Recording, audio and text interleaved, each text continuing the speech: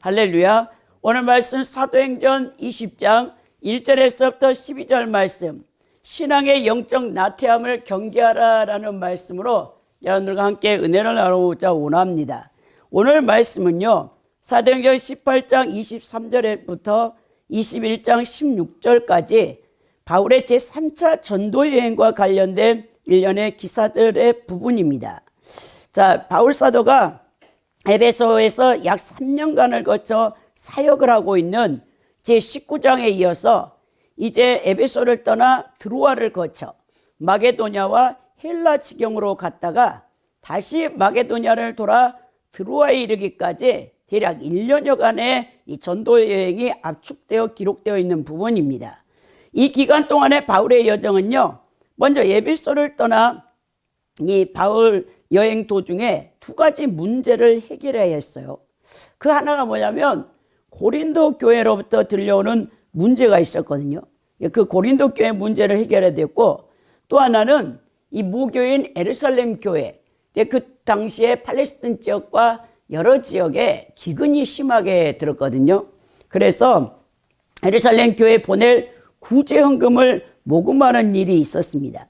그래서 바울은 고린도전서를 기록하여 제3차 전도 여행 시부터 바울과 동행한 것으로 추정되는 디도로 하여금 고린도를 방문케 하고 드로아에서 다시 만날 것을 약속했던 것을 보게 됩니다. 자, 이렇게 하여 바울은 드로아에 도착했으나 그곳에서 디도를 만나지 못한 까닭에 다시 그는 이제 마게도냐 빌립보에서 이제 고린도 교회의 소식을 가져온 디도를 만나 거기서 고린도후서를 기록하고 다시 디도로 하여금 채차 고린도를 방문케 한 다음 자신도 마게도냐 1, 2리곤까지 복음을 전한 후에 고린도 교회를 결국 가게 되는 것입니다.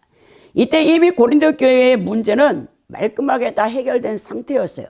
그러니까 바울은 기쁜 마음으로 그곳에서 3개월을 체류하면서 복음을 증거하고 기독교 교리의 핵심인 노마서를 거기에 쓰는 일을 하게 되는 것입니다.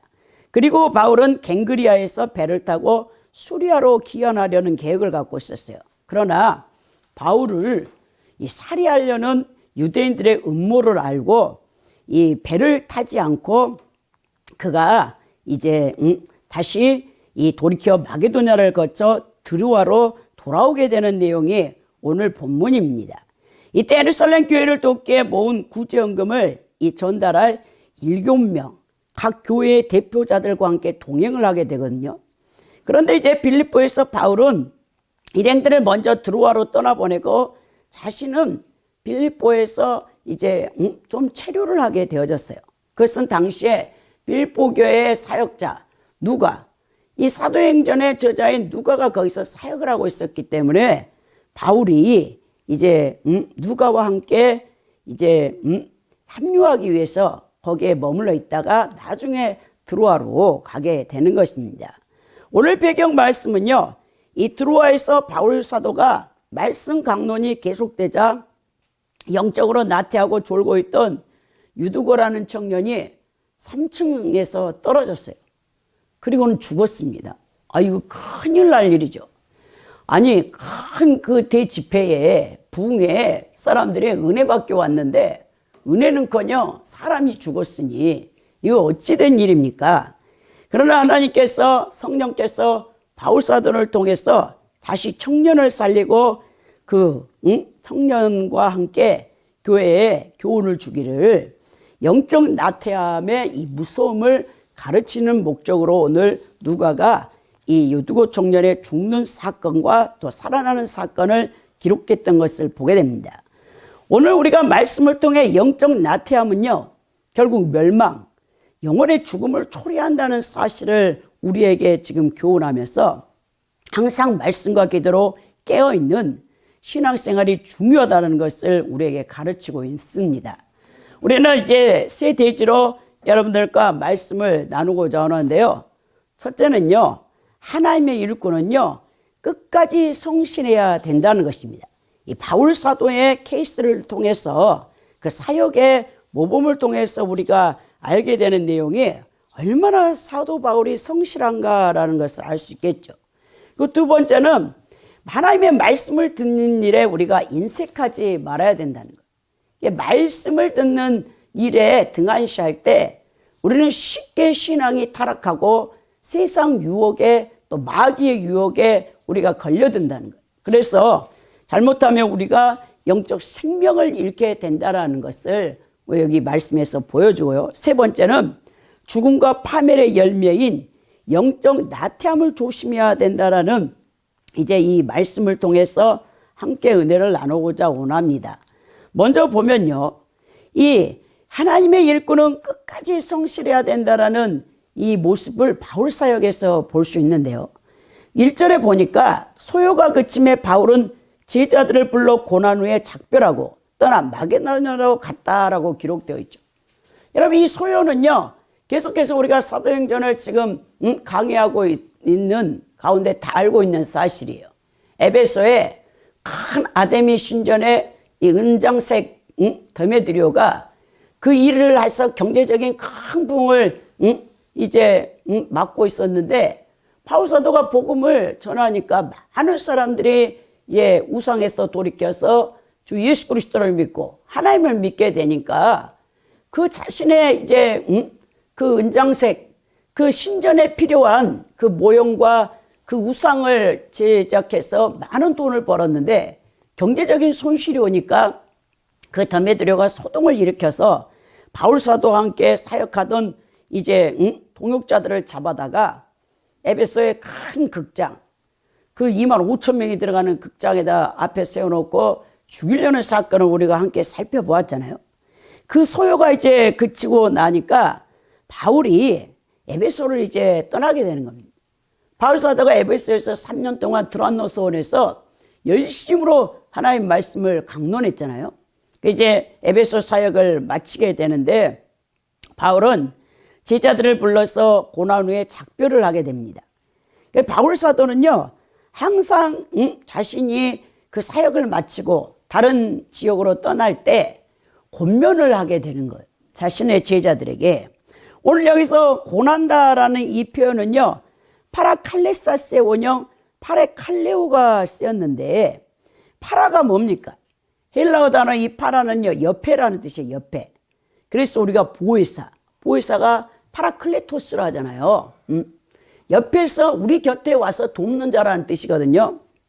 옆에란 뜻 파라와 부르다 이야기하다라는 뜻의 칼레오의 합성어로서 문자적으로는 이 파라칼레사스가 옆에 불러 이야기하다는 뜻을 갖고 있습니다. 그러니까 이 단어의 뜻은요, 위로하고 용기를 북돋우기 위해서 경고하고 주의를 주다라는 뜻을 갖고 있어요. 즉 바울은 에베소의 제자들을 위로함으로 그들에게 용기를 북돋워 주었을 뿐만 아니라 또 주의할 내용을 경고함으로 그들을 더욱더 강하게 했다는 뜻입니다. 바울 사도는 비록 자신이 그 공동체를 떠나지만 주의 성령이 에베소 교회 공동체를 든든히 지켜줄 것을 성도들에게 확신시켰던 것을 보게 되는 거죠. 바울은 자신이 떠나야 할 때를 아는 지혜로운 사람인가 동시에 자신이 떠난 후에 공동체가 더욱더 든든히 서갈 수 있도록 조처하는 하나님의 성실한 사역자였다는 것을 볼 수 있겠죠. 하나님의 교회를 섬기는 모든 자는 바울 사도와 같이 이 자세를 배워야 한다는 거예요. 하나님의 집의 일을 맡은 동역자로서 후임자들, 주님의 사역을 잘 감당할 수 있도록 전임 사역자는 후임자들에게 디딤돌 역할을 꼭 해야 된다는 사실을 우리가 알 수 있겠죠. 그러면서 2절에 그 지방으로 다녀가며 여러 말로 제자들에게 권하고 헬라에 이르렀다라고 말하죠. 바울이 에베소를 떠나 헬라에 이르기 전까지 약 1년이 못 되는 기간 동안 마게도냐 지방에서 사역을 했는데요. 바울이 제2차 전도 여행 시에 다녔던 빌립보, 데살로니가, 베레아를 포함하는 넓은 지역을 여기서 헬라라고 표현을 했어요. 바울은 자신이 이전에 세웠던 공동체를 다시 한번 방문하여 그리스도의 제자들이 증인으로 굳게 설 수 있도록 권면하는데 많은 시간을 보낸 것을 보게 된다는 거예요. 누가는 마게도냐에서 바울 사역을 자세히 기록하지 않고 단지 여러 말로 제자들에게 권했다라고 요약을 하고 있습니다. 바울은 처음 마게도냐를 방문하였던 제2차 전도 여행 시에 빌립보, 데살로니가, 그리고 베레아 순서로 전도를 했죠. 이게 사도행전 16장부터 17장 내용입니다. 그리고 일루리곤까지 그리스도의 복음을 편만하게 전하였습니다. 그래서 많은 학자들은 바울이 제3차 전도 여행 중 에베소를 떠나 헬라로 일컬어지는 아가야로 향하는 이 기간에 일루리곤까지 가서 복음을 전했다라고 보고 있는데요. 아무튼 바울 사도가 열심으로 다시 자신이 세운 교회에 돌아가서 지금 교회가 든든히 서고 있는지, 이단의 문제가 발생하지 않았는지 여러 가지들을 살피면서 교회 공동체를 돌보는 내용으로 기록되어 있습니다. 여기서 우리가 깨닫는 교훈이 무엇입니까? 성도는요, 자신이 전도한 사람에 대해서 부모의 심정을 가지고 영혼을 돌봐야 된다는 것을 알 수 있겠죠. 여러분, 바울이 3차 선교여행 초기에 행했던 이 사역, 즉 사도 바울은 언제나 말씀의 씨앗을 뿌린 후에는 반드시 재차 방문하여 뿌린 씨앗이 잘 자라고 있는지 살피며 돌보는 세심한 배려심을 잊지 않았습니다. 이런 바울이 그가 전한 복음을 받고 믿은 성도를 향하여 부모의 심정을 갖고 있었다는 사실을 알 수 있는데요. 여러분, 부모는 자신들이 낳은 자녀를 어떻게 대합니까? 자, 아이가 잘 자라나도록 온갖 정성을 다하여 키우는 것이 부모님의 역할이죠. 좋은 것으로 입히고 좋은 것으로 먹이고, 아기가 아프기라도 한다면 밤을 지새우까지 하며 돌보는 것이 부모의 심정 아닙니까? 자기 자녀에 대한 부모의 정성은 가히 측량하기가 어렵습니다. 자, 바울에게는 이처럼 자기가 전도한 성도들에 대해서 부모의 심정을 갖고 있었다는 거예요. 그래서 그 영혼을 돌보고 또 오래 참고 사랑으로 끝까지 인내하며 세심하게 배려했다는 거예요.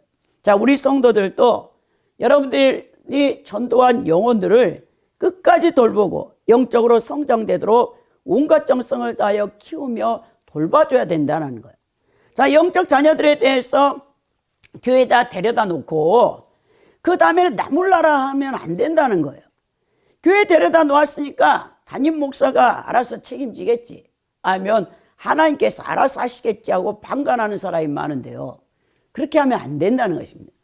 물론 씨앗을 자라게 하시는 분은 하나님이시죠. 바울이 분명히 말씀하잖아요. 여러분, 고린도의 사역자였던 아볼로. 자, 아볼로는 물을 주었고, 그러니까 목회자로서 뛰어난 이 은사를 갖고 있는 사람이죠. 바울은 개척자의 프론티어입니다. 항상 교회를 세우고, 바울은 어느 정도 제자들이 세워지면 다른 지역으로 옮겨가서 또 교회를 개척하는, 그래서 사도요, 이방인의 사도요 선교사였거든요. 근데 여러분, 이 아볼로는 굉장히 목회의 은사가 뛰어나서 고린도 교회를 잘 성도들을 성장시키고, 그러니까 여러분, 씨를 뿌리는 자, 물을 주는 자 다 중요하지만 바울은 거기서 뭐랍니까? 자라게 하시는 이는 하나님이라 했죠. 물론 하나님이 자라게 합니다. 그러나 우리가 전도한 사람이 있다면 지속적으로 여러분 관심과 배려와 사랑으로 끝까지 그를 책임지고 돌봐야 된다는 거예요. 왜냐하면 하나님께서는 성도의 손길을 통해 그 복음의 씨앗이 뿌려지고 자라나도록 역사하시기 때문이죠. 우리는 복음의 씨앗을 뿌리기 위해 담대하게 앞으로 전진할 뿐만 아니라 뿌려진 복음의 씨앗을 돌보고 가꾸기 위해서 정성과 배려를 결코 게을리하지 해서는 안 된다는 거예요.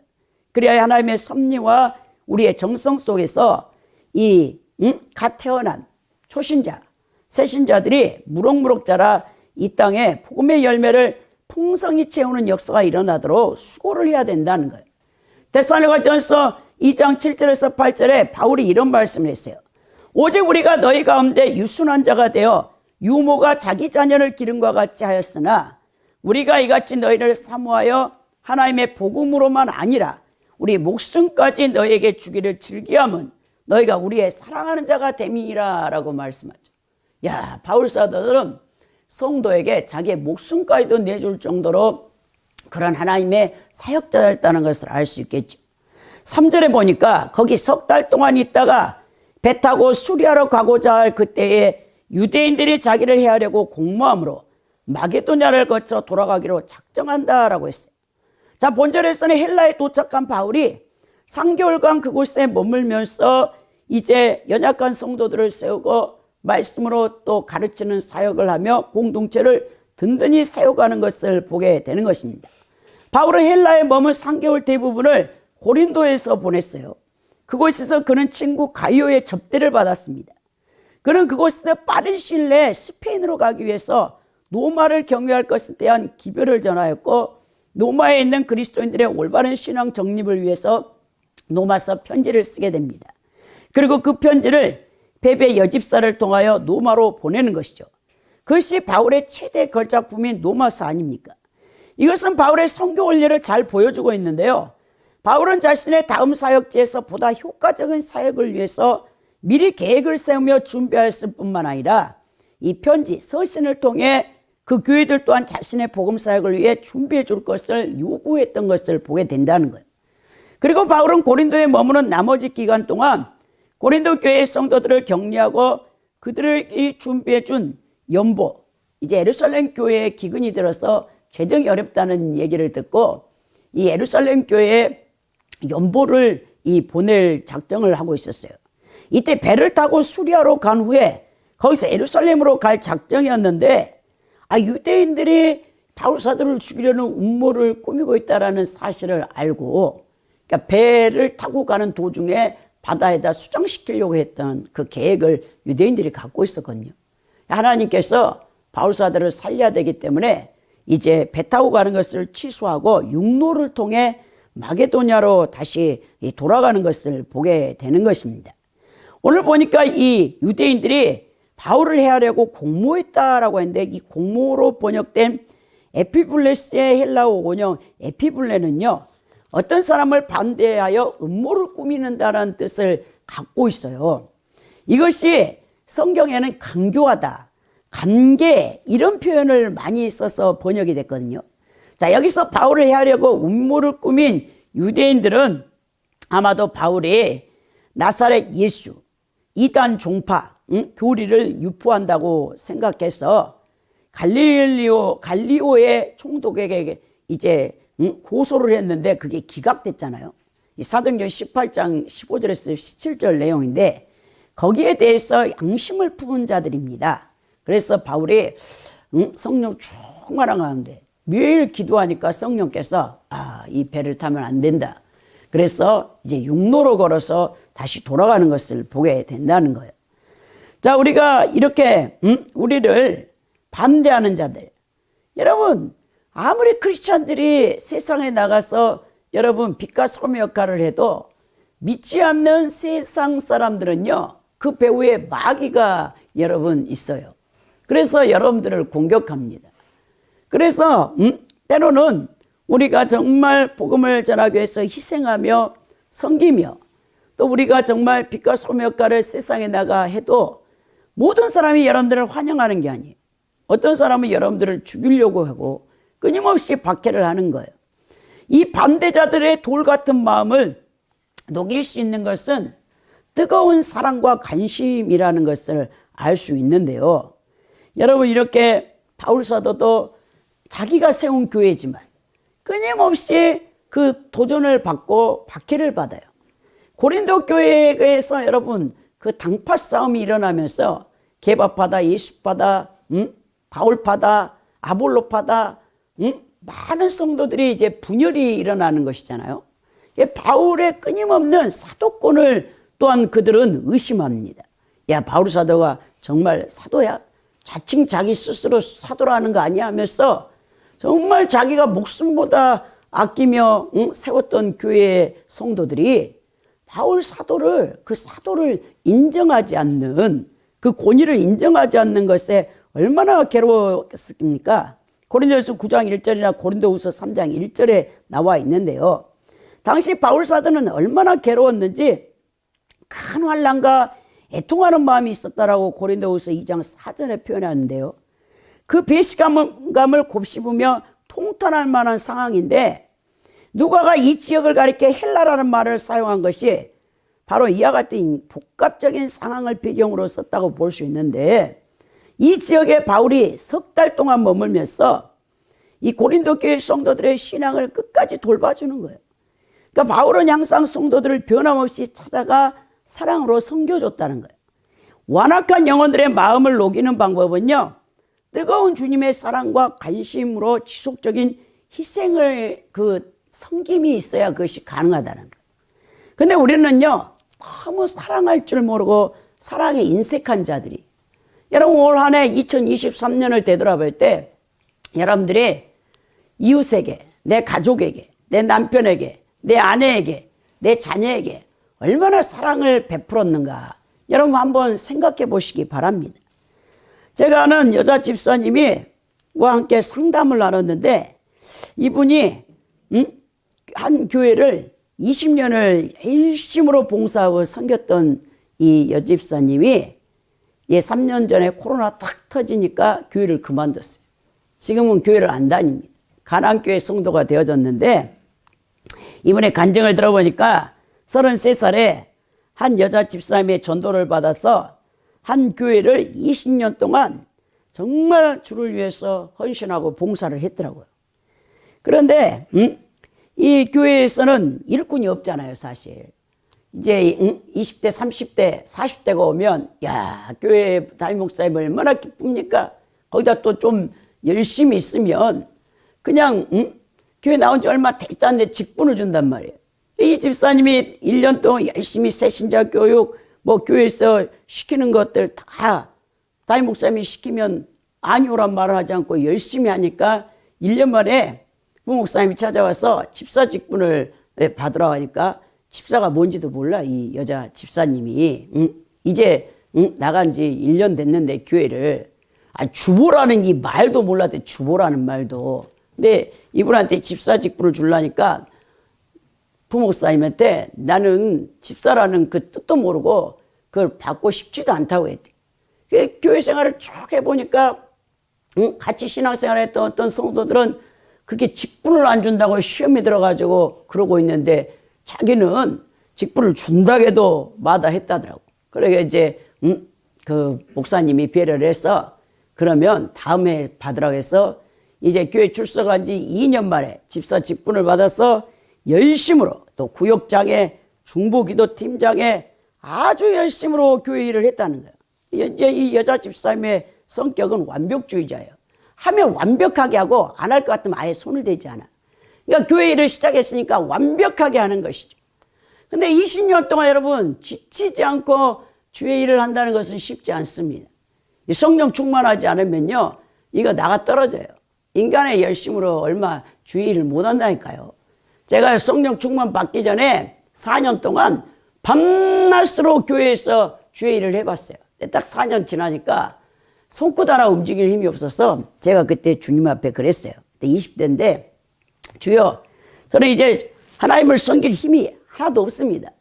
제가 계속 하나님을 섬길 것 같으면 성령 충만을 보여주시든지 아무튼 능력을 달라고 기도했더니 그때 이제 우리 하나님께서 나에게 성령의 권능을 보여준 거예요.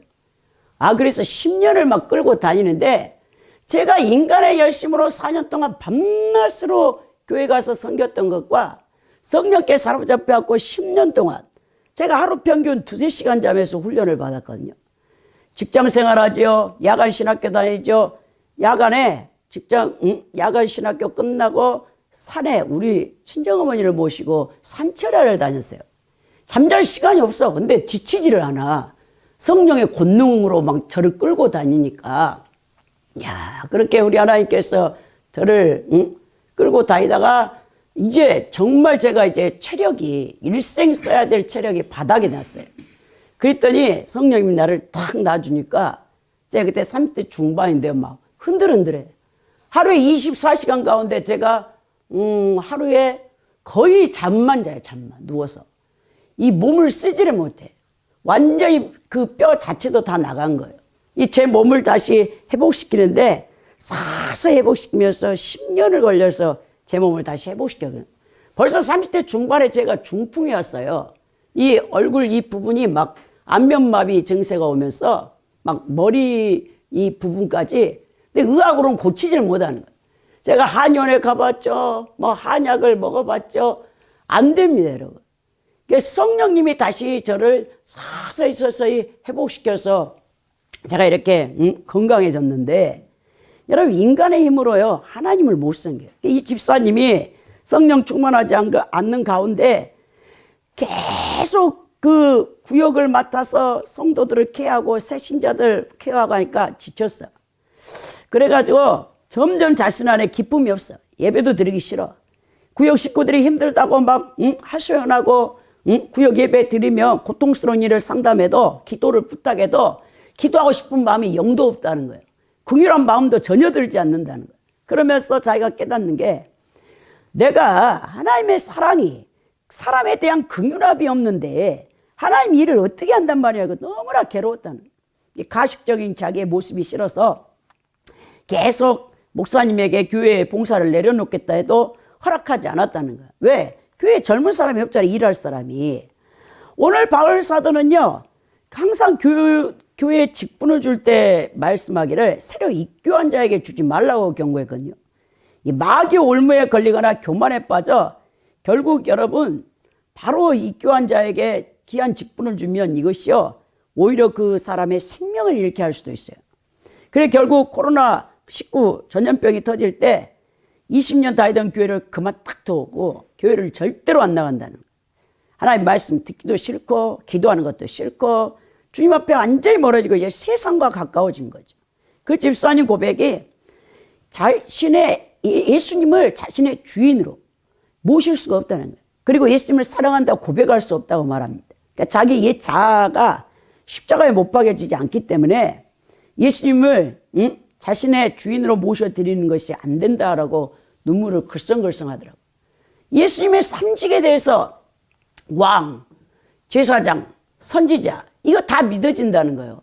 근데 자신의 주인이라는 것은 자기가 거부한다고 그렇게 말해요.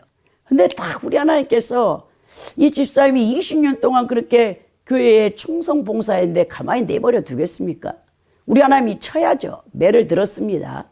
징계를 했는데 어느 날 교회를 안 가고 꿈을 딱 꾸는데 갑자기 막 어디선가 우글우글한 뱀이 가득해. 차를 딱 몰고 가서 주차를 하려했는데 거기에 작은 뱀들이 막 가득해서 저기다 세우면 안 되겠다고 내려가지고 다른 곳으로 딱 주차를 하려고 하는데 저 반대편에서 코브라가 머리를 꼿꼿이 세우면서 그 집사를 향해서 아주 돌진해서 날아오더라는 거예요. 그래갖고 너무 놀라고 새벽에 벌떡 꿈을 꿔서 일어났는데 그때 딱 머리에 생각하기를 이거 무슨 일이지 하다가 이 전세 지금 이 5억 아파트에 전세 보증금 5억에 살고 있는데 이거 전세 보증금에게 문제 있는 거 아니야? 딱 그래가지고 등기비 등본을 딱 떼러 갔더니 아니라 다를까 그 집 주인이 세 군데에다가 집을 차압을 시켰더라. 차압이 돼 있더래요. 집이. 변호사에 가서 상담을 해보니까 인간의 방법을 다 써봤는데 해결할 방법이 없대. 집주인이 돈을 빼줘야 그것이 가능하지 안 된대. 왜냐하면 이게 국세 체납 1순위입니다. 여러분. 나라에 세금 안 내면 바로 차압당하죠. 그 다음에 뭐냐 그 여자 집사님 주인의 그 남편이 사업을 하는데 사업이 안 되잖아요. 코로나 시대. 그러니까는 인건비를 안 줘가지고 노동법에 바로 걸리죠. 고발해가지고 노동인건비에 걸려있어. 이게 2순위야. 그 다음에 뭐니까 남편이 그 집주인 남편이 사업이 안 되니까 이 은행에다 돈 대출 받으러 근저당을 설정해놨어. 이 3순위에 아무리 전세 보증금 여러분 계약서에서 이 주민센터 가갖고 딱 도장을 받아도 효력이 없는 거예요. 그 받을 길이 없게 된 거죠. 여러분 전세 사기 당한 거 얼마나 억울합니까? 전세 보증금 날라가게 생겼다니까요. 그 집주인한테 말을 하니까 우리는 니네들에게 돈 해줄 방법이 없다는 거예요. 자기들도 이제 포기하고 아무튼 나라에서 뭐 경매를 당하게 하든지 아니면 뭐 노동청에서 경매를 하든지 아니면은 뭡니까? 은행 근저당에서 가져가든지. 그럼 여러분 돌려받을 길이 없죠. 5억 날라가는 거죠. 사실 그 시가가 뭐 얼마인데 한참 오르다 지금 집값 다 떨어지는데. 그래서 이제 큰일 나게 생겼어요. 오도 갈 데도 없게 된 거예요. 그래서 그 집사님이 하나님 앞에 엎드리면서 항상 초신자 때부터 교회 딱 나갔을 때 담임 목사님이 인간은 죄인이라는데 너무 의롭게 사셨어. 그래 이 집사님이 죄인? 왜 내가 죄를 짓는 거야? 나는 법도 없이 산 사람인데. 죄인이라는 인식이 없었다는 거예요. 근데 이 전세 보증금이 딱 걸리고 나니까 그때 딱 성령이 깨닫게 하는데 왜 하나님이 죄를 싫어하는지 아느냐. 그걸 딱 또 깨달게 하더래요. 그래서 가만히 묵상하고 있는데 죄는 하나님이 그렇게 사랑하는 인간을 파멸시키기 때문이다 그랬다는 거예요. 그래서 자기가 죄인이라는 것을 이제 깨달았다는 거예요. 우리 인간의 죄 때문에 예수님께서 십자가에 달려 돌아가셨다는 얘기를 수없이 목사님 설교나 초신자 성경 공부 때나 제자 훈련 때 들었지만 그게 느껴지지 않았는데 이번 전세 보증금 문제로 고통을 받는 가운데 확실하게 죄가 인간을 파멸시키는 것이기 때문에 하나님께서 그 죄를 싫어한다는 것을 깨달았다고 고백하더라고요. 그러면서 참 고난받은 게 유익이라. 고난을 통해서 주의 율례와 법도를 배우게 되었다라고 그렇게 고백합니다. 내년 3월이 이제 만기예요. 그래서 이제 하나님 앞에 매달려야죠. 그 하나님이 우리 하나님은 사랑이시죠. 그러면서 이 집사님을 통해서 이제 깨닫게 되는 것이죠. 여러분 정말 사랑이 없는 사람은요. 인간은요 누구나 사랑이 없어요. 뭐 이제 뭐 가족 간의 뭐 애정 뭐 이런 거 이런 사랑이 아니고요. 아가페 사랑이요. 예수 그리스도께서 자기의 생명을 십자가에 내어주기까지 그 사랑을 인간은 할 수가 없는 존재이기 때문에 제가 목회자가 되기 전에 우리 하나님 앞에 가장 많이 기도했던 기도 제목이 주님 저는 사랑을 못합니다. 저에게 주님의 아가페 사랑을 부어주세요. 그 기도를 제일 많이 했다는 거예요. 영혼을 여러분 케어하는데 사랑이 없는데 어떻게 여러분 영혼을 케어합니까? 말도 안 되는 소리를 성도들이 매일 같은 말을 반복해서 하는데 아무리 제대로 교훈을 하고 이렇게 하라고 해도 말 듣습니까? 말 안 들어요 여러분. 자녀들 기르실 때 여러분도 알잖아요. 부모가 인생을 살아봐서 이런 일을 이렇게 하면 안 된다라고 해도 자녀가 듣습니까? 안 들어요. 이 미련한 자녀는 끝까지 자기가 고집부리고 실패를 하고 이거 아니구나 할 때까지 그 끝까지 간단 말이에요. 그걸 지켜볼 때 얼마나 마음이 아픕니까 부모로서. 세월을 낭비하고 인생을 다 그렇게 허비하고 있는 자녀를 볼 때. 그래 우리 하나님도 마찬가지인 거예요. 여러분을 할 때 얼마나 마음이 아프겠습니까? 예수님을 온전히 처음 믿을 때부터 나의 구주요 나의 주인으로 나의 왕으로 딱 모셔드리고 주님 말씀에 순종하겠나이다. 나의 그 자아를 십자가에 못 박고 그러게 해서 우리 하나님과 이 땅에서 동행하며 교제하며 우리 주님과 친밀한 관계를 갖고 주님이 채워주시고 주님이 돌보시고 주님이 함께 해주는 삶을 살면 얼마나 좋겠습니까? 근데 내 아직과 고집과 그렇게 제약된 이 타락한 본성을 포기를 못했어. 마귀에게 사로잡혀서 일생 살고 하나님 앞에 불순종하고 있는 우리의 모습. 그걸 볼 때 얼마나 마음이 아프냐는 것이죠. 여러분 그래서 진실로 우리는 오늘 다시 예수님이 정말 내 인생의 주인인가 그리고 왕인가 이 문제부터 체크가 돼야 된다는 것이죠. 오늘 4절에 보니까 아시아까지 함께 가는 자는 베레아 사람 브로의 아들 소바도와 세군도와 더베 사람 가이오와 및 디모데 아시아 사람 두기와 드로비모라라고 말합니다. 이들은요 다 각 이방 교회에 바울이 개척한 교회의 영적 지도자들이에요. 교회 각 대표들입니다. 그들과 함께 어디를 갑니까? 여러분 예루살렘의 모교회에 구제 헌금을 전달하기 위해서 이들과 함께 동행하게 되는 것이죠. 오늘 여러분 바울 사도가 정말 여러분 힘든 이 사역을 감당하잖아요. 바울은요 결혼도 하지 않았어요. 그런데도 이 사람이 바울이 그 사역을 힘있게 감당하는 이유가 어디 있었죠? 바로 여러분 신앙의 동반자가 있었기 때문이에요. 여러분 신앙의 동반자가 있으면 험한 천국길도 결코 외롭지 않는 거예요. 이 바울 사도가 아시아로 행하는 길에 7명의 사람들과 함께 같이 가는데 우리는 이 7명에 대해서 잘 알지 못해요. 영적 아들인 디모데 외에는 여러분 이 다른 나머지 6명은 다 무명의 그리스도인입니다. 그러나 한 가지 확실한 사실은 모두가 사도 바울의 선교 여정에 있어서 든든한 동역자들이 되어 주었다라는 사실이죠. 자, 누가는 유대인들이 바울 사도가 가는 곳마다 박해와 핍박하며 집요한 사단의 도구로 여러분 사용되었지만, 또한 바울 사도에게 많은 동역자들을 하나님께서 붙였다는 사실을 기록하는데요. 자, 바울 사도는 배우자도 없고 건강도 좋지 않았습니다. 인간적으로 볼 때 바울 사도는 참 외롭고 고독했을 것이에요. 이러한 외부적인 박해와 내부적인 인간적 고뇌를 극복하고 그토록 왕성한 선교 활동을 할 수 있었던 원동력이 무엇이겠습니까? 바로 주님의 은혜가 원동력이었고 성령 충만함이 원동력이었겠지만, 한편으로 간과할 수 없는 것은요, 사도 바울 옆에는 가족보다 더한 신앙적으로 사랑으로 늘 함께 힘을 더해 주었던 신실한 동역자, 동반자들이 있었다는 사실을 우리가 기억해야 된다는 거예요. 로마서 16장에 자신의 동역자 26명의 이름을 쫙 기록하고 있죠. 자, 바울은 바로 이들로 인해서 힘과 위로와 용기를 얻고 험난하기 그지없는 선교 사역을 능력 있게 왕성하게 수행했던 것을 보게 되는 것입니다. 여러분, 신앙에는 왕도가 없어요. 여러분, 반드시 이 하나님의 교회의 공동체 지체들은요, 서로 연합하고 서로를 돕고 서로를 세워야 돼요.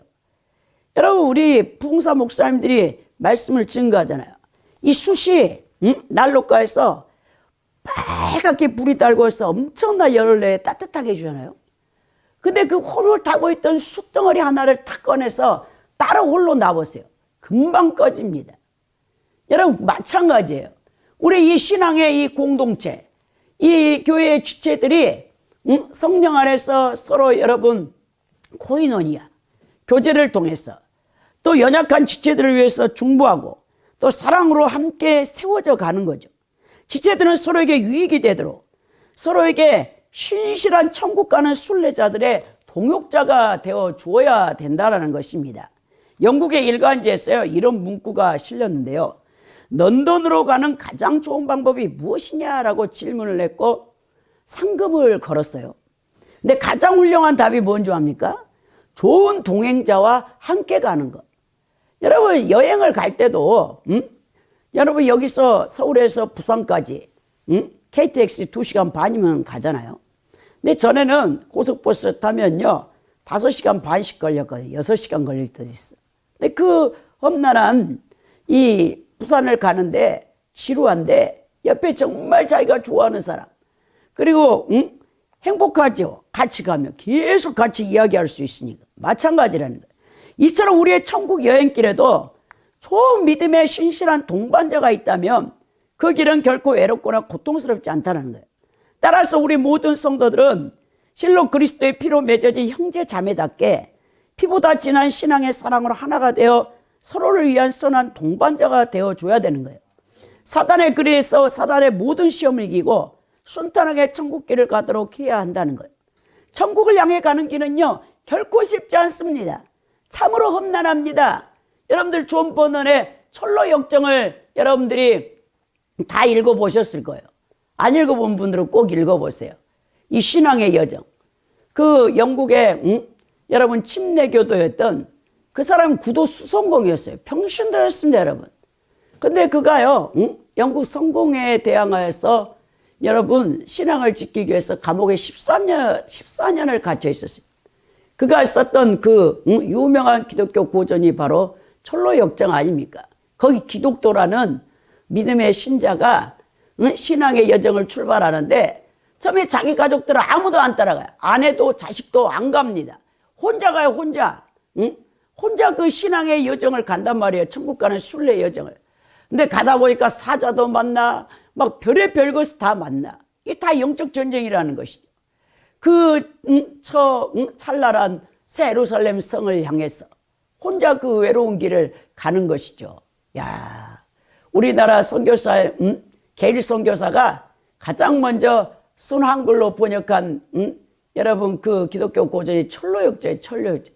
근데 털로역정으로 이렇게 번역이 되어 있는 것을 보게 되는데 그만큼 여러분 이 믿음의 동역자가 없이 여러분들이 혼자서 천국의 순례 여정을 간다는 것은 결코 쉬운 일이 아니라는 거예요. 오늘 5절에 보니까 그들은 먼저 가서 드로아로 우리를 기다린다. 바울이 그 다른 일행들을 여러분 7명하고 같이 갔잖아요. 근데 먼저 보냈어요. 왜 여기 먼저 같이 보내냐면 드로아에 혼자 남아 있었냐면, 그들을 보내고 여기에 남아 있었냐면 누가와 함께 가려고 그랬어요. 바울이 그랬다는 거예요. 그리고 6절에 보니까 우리는 무교절 후에 빌립보에서 배로 떠나 닷새 만에 드로아에 있는 그들에게 가서 이래를 머물렀다라고 말하죠. 자, 바울은 6월절 자신의 각별한 동역자 누가와 함께 빌립보 공동체에서 거기서 이제 6월절을 보냈다고 하는데, 그 6월절 절기를 지키기 위해서 그런 게 아니에요.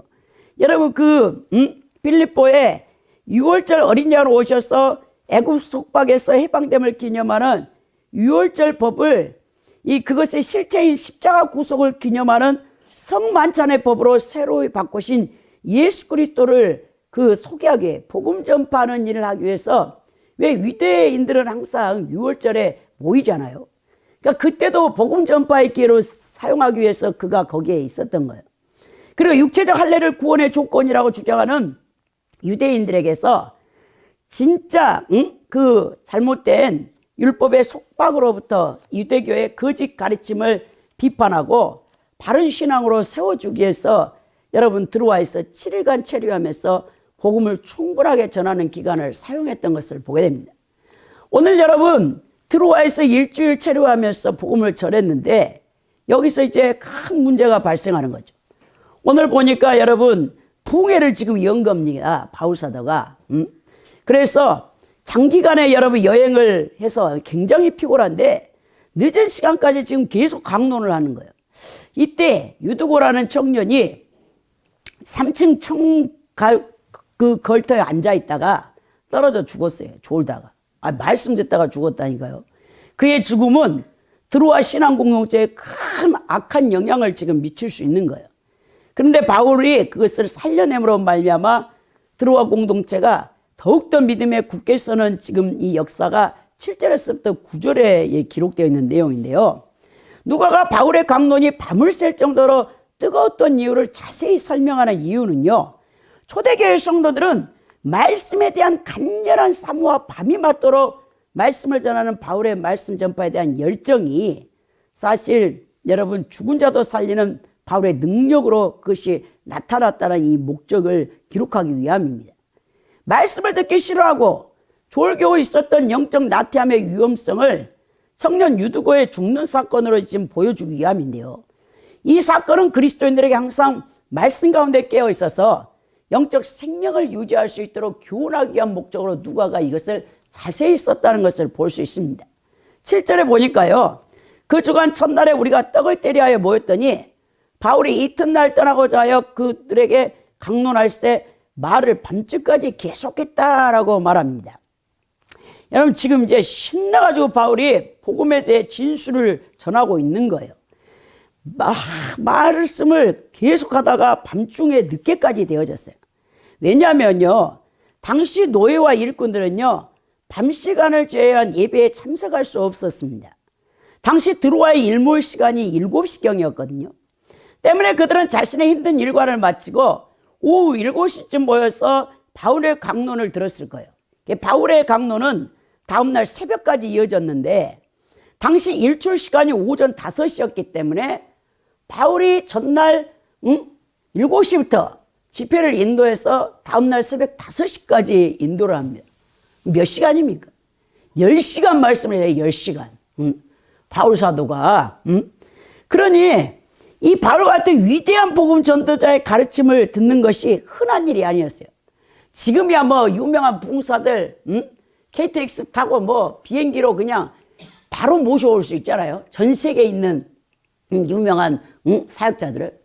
근데 고대 여러분 지금 2000년 전인데 교통이 발달되지 않는 곳에서 이 바울 같은 위대한 복음 사역자를 모셔기가 쉽지 않기 때문에 드로아의 그 성도들이 밤이 맞도록 새벽이 되도록 그 자리를 떠나지 않고 말씀을 지금 듣고 있는 정말 이 현상입니다. 너무나 말씀을 사모했다라는 거죠. 그러나 그 긴 시간 동안 계속된 이 강론이 여러분 뜨겁게 청중들에게 정말 말씀을 사모하는 자에게는 막 불이 붙지만 영적으로 나태하고 말씀을 싫어하는 자는 너무 힘든 거예요. 여러분 그렇지 않습니까?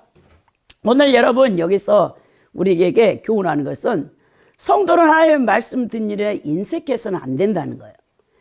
여러분 바울이 이제 드로아를 떠나면 다시 드로아에 올 기회가 없을지도 모른다는 그 마음에 많은 시간 동안 복음의 진리를 한순간에 가르치려고 했다는 거예요. 드로아 성도들은 다시 바울의 설교를 듣지 못할 수 있기 때문에 하나님 말씀에 대한 열정과 사모함이 있었던 것입니다. 여러분 중국 교회가 그런다는, 중국 가정교회 가면 사역자들이 보통 5시간에서 10시간 말씀을 전할 준비를 하고 가야 됩니다. 한번 모이면요, 우리나라 초대 여러분 내한했던 선교사들의 문헌을 한국교회사 문헌을 살펴보면요, 여러분 선교사님들이 하루에 말씀을요 10시간 전했어요. 10시간. 여러분 아펜셀러나 언더우더나 게일 같은 사람들이 한번 여러분 부흥회 집회를 하면 10시간씩 말씀을 전했다니까요. 근데 이 19세기 말에 우리나라에 개신교가 들어왔고, 그리고 1907년에 장대인교회 평양에 대부흥이 일어났고, 그것은 1903년 온산에 토마스 하디 선교사님 때문에 그 부흥이 일어났어요. 도화선이 되어졌죠. 그들은 한번 모이면요 10시간을 꼼짝을 안 해.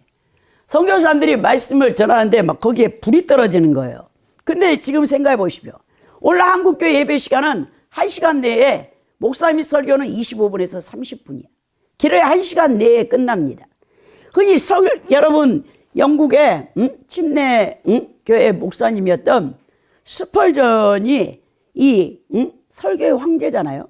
스펄전 목사님이 설교 한 번 하면 몇 시간 했을 것 같아요? 기본이 3시간이에요. 여러분 어떨 때는 하루 종일 24시간을 말씀을 전했다는 거예요. 그런데도 그 영국에 부흥이 일어나기 때문에 성도들이 자리를 떼지 않아. 여러분 성도들은요 말씀을 먹기 위해서 우리 초대 한국교회 성도들은 먹지도 않았어요. 잠도 자지 않았습니다. 한번 선교사님들이 말씀을 전할 때 10시간을 내리 전하는데 진짜 성령의 역사가 뜨거웠겠죠. 교통도 발달되지 않는 상태에서 순회 설교자를 모셔온다는 게 쉽지 않기 때문에, 그래서 원래 우리 한국교회가 말씀의 뿌리로 세워진 교회예요. 이게 장로교회가 여러분 강한 이유가 물론 유교 사상과 영향이 많이 있어요. 유교가 뭡니까? 선비들이요 한문을 읽는 거잖아요. 그래서 우리 초대 한국교회에 지금도 여러분 1%밖에 되지 않습니다. 장로교회가 전 세계 교세로 봐서 성도 프로테지에 보면. 근데 600만 정도가 벌써 여기 장로교회 한국교회에 있어요. 미국 같은 데는 여러분 25만 명밖에 되잖아요. 장로교회 성도가. 제가 다 공부를 해봐서 교회사를 통해서 현대신학을 통해서 칼빈주의 뿌리를 잇고 있는 데가 얼마 되지 않는다는 걸 알았어요. 야, 그런데도 우리 한국교회는 이 장로교회 바탕으로 세워졌기 때문에 장로교인들이 그렇게 많은 거예요. 우리 한국교회 80% 이상이 장로교인들이 차지하고 있는 이유가 바로 여기 있는 거예요. 그러니까 말씀에 대한, 그래서 부흥사경회라고, 사경회. 말씀을 전한다는 거예요, 여러분. 여러분, 이 부흥의 역사가 36년 일제에 의해서 대한민국의 국토와 주권이 일본에게 빼앗겼을 때 기독교 박해 속에서 더욱 강하게 이 한국교회가 영적 전쟁을 수행하여 버텼던 그 이유가 바로 이 말씀이 있었기 때문이에요. 하나님께서 부흥의 은혜를 주신 목적이 무엇입니까? 분명히 공격해오는 사단의 불화살을 이기기의 위함인데요. 21세기 현대 기독교인들의 신학이 약한 이유가 무엇입니까? 너무 영혼육에 환경적으로 부여졌기 때문이에요. 말씀 듣는 일에 인색해서 예배 시간에 설교 듣는 것도 지루하게 느낄 정도로 영적으로 배불러서 기름진 까닭이기 때문에 그렇습니다. 현대인들은요 스테크라는 용어를 사용하는데 시간을 어떻게든 가치 있게 활용하려고 한다는 뜻인데, 그런데 많은 사람들은요 진정으로 시간을 가치 있는 곳에 사용하지 않아요. 크리스찬도 마찬가지입니다. 하나님 말씀을 보고 하나님 말씀을 듣고 기도하고 다른 영혼들을 돌보고 섬기며 봉사하는 일에 전도하는 일에 그 시간을 사용하는가? 아니라는 거예요. 자신의 영혼을 위하여 시간을 사용하는 것이 아닙니다. 자신의 육적 편안, 신앙적인 게으르고 나태함, 태만함, 가치 없는 일에 시간을 낭비하고 소비하고 있는 거예요. 오락하는 일, TV 드라마 시청하는 일, 컴퓨터나 유튜브 채널을 즐기며 보내. 그 다 시간 허비하고 있는 거예요. 사랑하는 성도 여러분, 말씀이 무엇입니까? 왜 기독교를 말씀의 신앙이라고 하죠? 말씀은 생명의 양식입니다. 하나의 말씀을 통해 우리는 구원을 얻게 되고 인생을 살아가는 지혜를 얻게 된다는 거예요.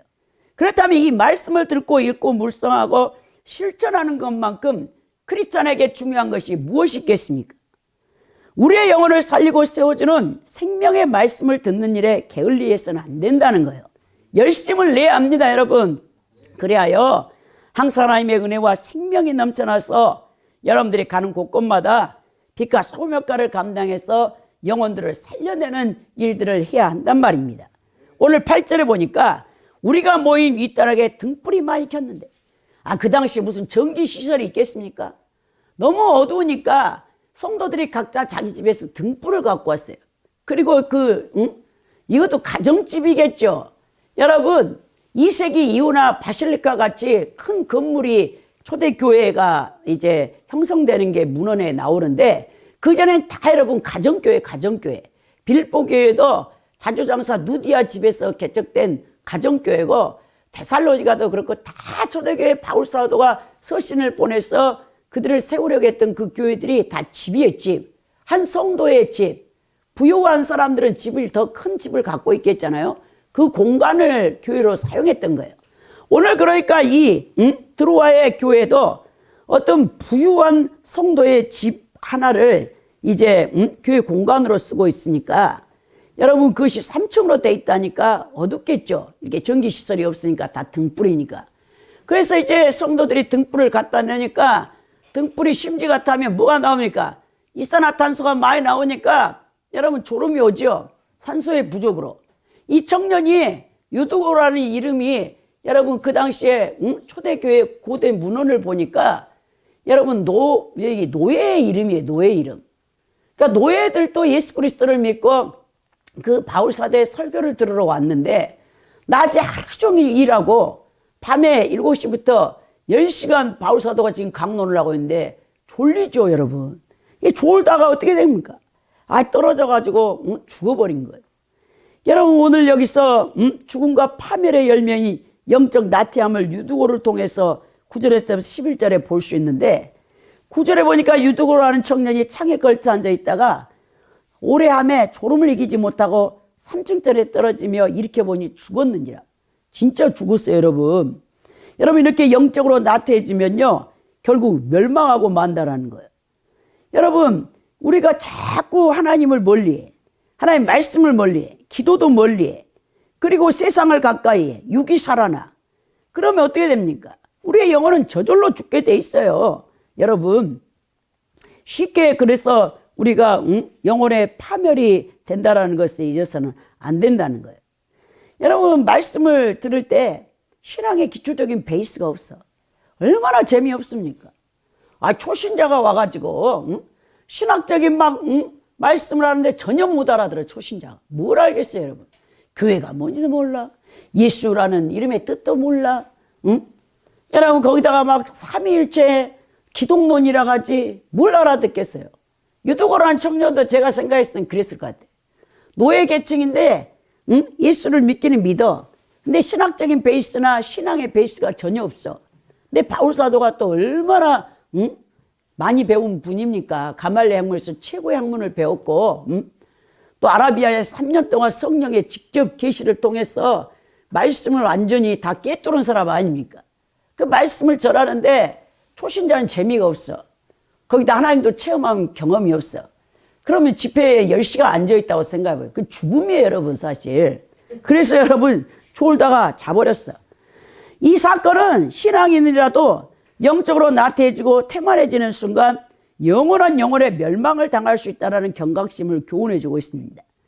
우리는 하나님의 자녀라 하면서도 육체를 입고 있는 존재이기 때문에 먹고 살기 위해서 이 세상 일에 관심이 많고 직장 생활에 매달리면 육체적 노동력으로 인해서 바쁘게 살아갑니다.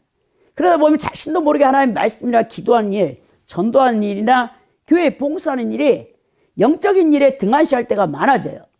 예배 시간에도 몸은 교회 성전에 앉아 있어도 생각 속에서, 마음 속에서는 딴 생각하고 있는 거예요. 근심 걱정이 가득 차 있습니다. 그러면서 예배를 형식적으로 드릴 때가 많아요. 우리는 이 세상에 살아가는 일이 아무리 힘들다 해도 결코 신앙생활을 게을리해서는 안 되는 이유가 있는데요. 즉 말씀을 들을 때는 사모하는 마음으로 듣고 기도해야 될 때는 깨어 기도하도록 힘써야 되는 거예요. 또한 영혼들을 구원하려고 전도할 때는 적극적으로 나서야 하는 것입니다. 기회를 놓쳐서는 안 돼요. 자, 육신의 연약함을 핑계로 영혼을 관리하는 일에 소홀하게 되면 사단의 유혹에 쉽게 넘어지고 결국 영혼의 파멸에 이를 수 있다는 것입니다. 예수님의 12제자들 보십시오. 3년 6개월 동안 공생애 가운데 정말 예수님이 표적과 이적을 많이 보여줬잖아요.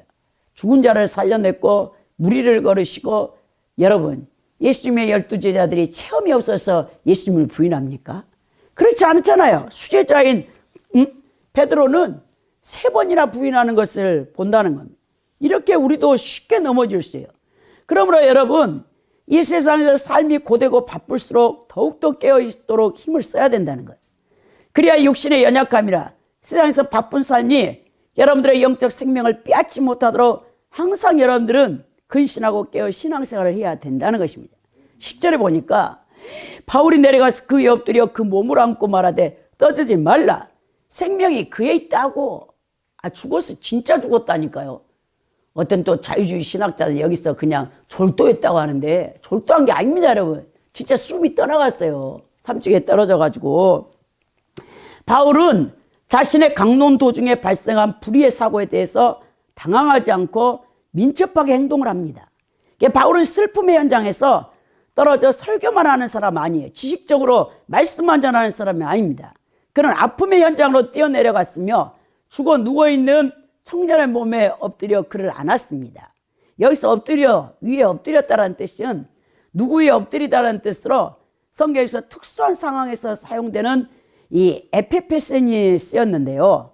이 단어가 어디서 나오냐면요, 구약에서 엘리야가 사르밧 가부에 죽어있는 아들을 살리기 위해서 열왕기상 17장 21절에서 22절에 엘리사가 수넴 여인의 죽어있는 아들을 살리기 위해서 열왕기하 4장 34절에 엎드렸다라는 이 동의어입니다.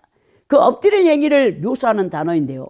이와 마찬가지로 바울도 이미 죽은 청년에게 엎드려 그의 시체를 안고 기도를 했어요. 또한 바울은 이 예수님께서 죽은 야이로 해당장의 딸을 두고 말씀하신 것처럼 청년이 죽지 않았다고 말합니다.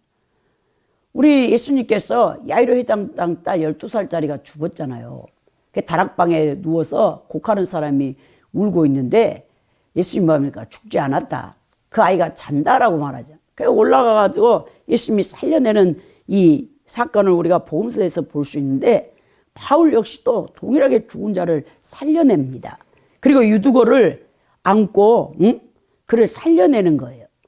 여기서 안따라는 이 남바노, 이 심페딜라본이 쓰였는데 이거는 안고 꽉 쥐다라는 거예요. 함께 둘레를 꼭 껴안았다. 바울에 있는 성령님의 그 능력이 이 죽은 유두고의 몸으로 바로 들어가가지고 살려냅니다. 대단하죠, 여러분. 죽은 자를 살려내니까 바울이. 여러분, 누가가 이걸 왜 쓰냐면 누가의 직업이 뭐죠? 의사잖아요. 오늘날도 우리가 죽을 때 의사가 사망 선고를 내야 죽은 거야. 의사가 아직 안 죽었다면 안 죽는 겁니다. 아무리 내사 상태고 이 의식이 없는 것 같아도 의사가 이제 반드시 사망 진단서를 탁 해서 몇 시 몇 분 지금 탁 시계 보고 죽었다고 해야 그것이 경찰서에서 왔을 때 다 여러분 무혐의로 다 풀려나는 거 아닙니까? 이 누가가 정확히 가서 탁 보니까 유두고가 죽었네. 그래서 죽었다고 한 거예요. 근데 바울이 가서 안고 탁 하니까 살아나. 엄청난 일입니다. 11절에 올라가 떡을 떼어 먹고 오랫동안 날이 새기까지 이야기했더라. 아니, 이런 죽은 자가 살려 나는 이 기적을 보기도 전에도 이 드로아 교회의 성도들이 얼마나 말씀을 사모해서 바울이 그렇게 밤늦게까지 강론하는데도 움직이지도 않는데, 이 죽은 자가 살아나는 이 기적을 봤으니 이 집회 현장이 어떻게 되겠습니까? 완전히 성령의 도가니가 돼버려, 잔치집이 돼버린 거예요. 성찬을 같이 나누면서 즐겁게 애찬을 하면서 막 기뻐하는 것이죠. 그러면서 계속해서 드로아 성도들이 바울에게 신앙적인 질문을 하면 바울은 그것을 다 가르쳐 주는 거예요. 그러면서 바른 신앙의 길잡이 역할을 하느라고 밤이 새는지도 모르고 이제 동이 떠오르는 새벽 5시까지 이렇게 말씀을 강론했다는 거예요. 여러분, 이것을 딱 저는 말씀을 준비할 때, 야, 나도 예수님과 첫사랑 때, 그리고 완전히 성령께 사로잡혀 가지고 살았을 때 밤낮으로 정말 그 기쁨, 그 힘든지도 모르겠더라고 진짜. 세상에 맨날 기도원에 가서 매일같이 천보산 민족기도원에 직장 끝나고, 그때 신학교 다니기 전에 우리 어머니를 모시고 하루도 집에서 잔 적이 없어. 1년 365일을요 주일날 밤에도 갔으니까 천보산 민족기도원을 올처라 그때 하면서 4시까지 잠도 안 자고 그 30분 또 걸어서 나와야 돼. 그 버스 타고 올라면, 제가 그 휘경동에 살 때인데 피곤한지를 뭐예요, 피곤한지를. 여러분, 인간의 힘으로 그렇게 할 수 있겠습니까? 못해. 여러분, 은혜 받을 때요, 주님과 첫사랑 때요, 성령께 사로잡히니까 그게 매일같이 즐겁더라니까요. 뭐 집회에 있는 날이기도, 또 다른 데도 뭐 집회 있다면 다 쫓아가. 나중에는요 우리 언니 동생이요, 다 지겨운가 봐. 저보고요, 다시는 우리는 이제 안 따라갈 테니까 혼자 다니래. 혼자 가족을 끌고 다니지 말고. 처음에 다 가족 5명을 다 끌고 돌아다녔거든요. 그리고 또 계속해서 이사를 갔거든. 제가 여기 우리 교회를 개척하게 여기 중량구 이 명목동에 오기 전까지 16군데 이사를 다녔는데, 각 여러분 지자체, 서울에 있는 지자체를 그렇게 돌아다닌 거예요. 각 구마다. 왜 돌아다녔냐고요? 영적 전쟁을 하려고요. 그 지역에 묵고 있는 영들과를 전쟁을 시키기 위해서 우리 하나님께서 저를 수시로 2년에 한 번씩 2년 안 될 때도 있어요. 1년 만에 옮기는 거예요. 제가 여기 오기 전에 김포에도 살아봤고, 양천구에도 살아봤고, 강서구도 살아봤고, 뭐 중곡동, 뭐 광진구, 뭐 사방팔방을 돌아다녔는데, 동대문구. 야, 지금 생각해 보니까 야, 어떻게 이렇게 했는지 모르겠는데, 진짜 우리가 여러분 예수님 처음 만날 때 간증, 기도에 응답 받을 때 치유, 성령 체험 받는 거, 바은 은사 받은 거 시간 간 줄 모르고 막 간증을 하잖아요. 여러분 똑같은 거죠. 오늘 바울 사도와 드로아 성도들이 밤이 새도록 맞게 하나님의 살아계심을 함께 나누느라고 시간 가는 줄 모르는 거예요. 12절에 보면 사람들이 살아난 청년을 데리고 와서 적지 않게 위로를 받았더라라고 말하죠. 자, 살아났던 청년 유두고를 교회로 데려간 이유가 무엇입니까? 이제 성도들의 믿음이 더 강력해지기 위함이죠. 죽음에서 살아난 유두고는 드로아 공동체에 큰 위로를 주었습니다. 적지 않게 위로를 받았다라는 이 파레클레데산의 원형 파라칼라오는요, 위로로서 힘과 용기를 돋아줬다라는 거예요. 즉 살아난 유두고를 통해 하나님은 드로아 사람들에게 큰 위로와 격려로서 그들의 심령을 북돋아 주었고, 이 죽은 자가 살아난 거 보았지? 야, 그러면 우리가 예수 그리스도를 전하다가 박해받아 죽어도 다시 살 수 있어. 부활. 이 부활의 확고한 신앙을 이들이 갖게 된 것이죠. 여러분, 부활 신앙이었기 때문에 여러분들이 신앙이 약한 거예요. 야, 예수 그리스도를 믿어 박해를 받고 순교를 당하고 죽는다 해도 다시 부활한다라는 것이 확신이 있다면 여러분 이 세상 살 때 두려움이 없는 거예요. 왜 바울 사도와 또 예수님의 수제자였던 베드로와 12 제자들, 그리고 성령을 받던 오순절날에 120명의 문도들이 왜 목숨을 아껴하지 않고 다 순교를 했죠? 왜 초대교회 성도들이 로마의 그 박해 가운데 콜레세움 원인 경기장에 짐승의 밥으로 던져주는데도, 화형당하는데도 왜 그들이 굴하지 않았죠? 부활신앙을 갖고 있었기 때문에 그런다는 거예요. 여러분, 오늘날 우리 기독교의 핵심 교리는요, 십자가 부활입니다. 그러니까 여러분, 부활신앙이 없기 때문에 우리 신앙이 이렇게 약해져 버린다니까요. 부활신앙을 강력해. 오늘 유두고가 죽었는데 살아난 걸 보고 야, 이들은 정말 이 부활이 있구라는 걸 알게 되는 거죠. 그러면서 그들은요, 강력한 믿음을 갖게 되는 것입니다. 여러분, 우리가 당하는 이 시련, 성도들이요, 끊임없이 시련을 당해요. 하나님이 그걸 또 허용합니다. 왜? 우리의 신앙 성숙을 이루기 위해서. 여러분, 우리의 성도들의 신앙 성숙은 순탄한 가정만을 통해서 절대로 성장되지 않아요. 수많은 고난 속에서 고통을 통해 자신의 옛사람의 자아가 파쇄되어지고 자기 중심주의에서 하나님 중심주의의 신앙 변혁이 일어나는 과정에서 진정한 행복이 무엇이며 진짜 평강의 복이 무엇인지를 우리가 깨닫게 된다는 것입니다. 우리는 천국 가는 순례자들로서 많은 시련과 시험과 고통을 당하지만 궁극적으로 영생을 받게 될 것이고 영원한 하나님 나라를 기업으로 받게 된다는 사실을 깨닫고 견고한 믿음으로 여러분들이 승리를 해야 된다는 것입니다. 오늘 결론적으로 바울 사도가 드로아에서 일주일 동안 머물며 말씀을 강론할 때 신앙의 영적 나태함으로 말씀이 지루하게 느껴졌던 유두고란 청년이 졸고 있다가 산중에서 떨어져 죽게 된 사건이 기록됐습니다. 그러나 바울 사도의 기도를 통하여 죽었던 유두고가 살아나 이 기적을 체험한 드로아 교회 성도들이 부활 신앙을 확고하게 갖게 된 거예요. 그리고 그 어떤 핍박과 박해 속에서도 예수님을 부인하지 않게 됐다라는 것입니다. 이 사건을 통해서 우리가 얻게 되는 진짜 교훈은요, 하나님 일꾼은 끝까지 성실해야 된다는 거예요. 그리고 하나님 말씀을 듣는데 여러분 인색해서는 안 된다는 것입니다. 말씀을 보고 듣고 말씀을 묵상하는데 여러분들이 힘을 써야 된다는 것이죠. 죽음과 파멸의 열매인 영적인 나태함을 항상 여러분 경계하시기 바랍니다. 신앙의 여정은요, 만만치 않습니다, 여러분. 여러 가지 시험과 시련과 환난을 당하게 돼 있어요. 왜? 하나님께서 여러분들 영적으로 성장시키고 성숙시키기 위해서 다 허용하는 것들입니다. 여러분들은 오직 주님을 향한 고든 마음으로 변치 않는 신앙생활을 지속하여서 모두가 승리하고 하나님께서 주시는 참된 평강의 복을 그리고 하나님께서 예비하신 천국을 기업으로 받는 분들이 되시기를 예수 그리스도의 이름으로 축원드립니다.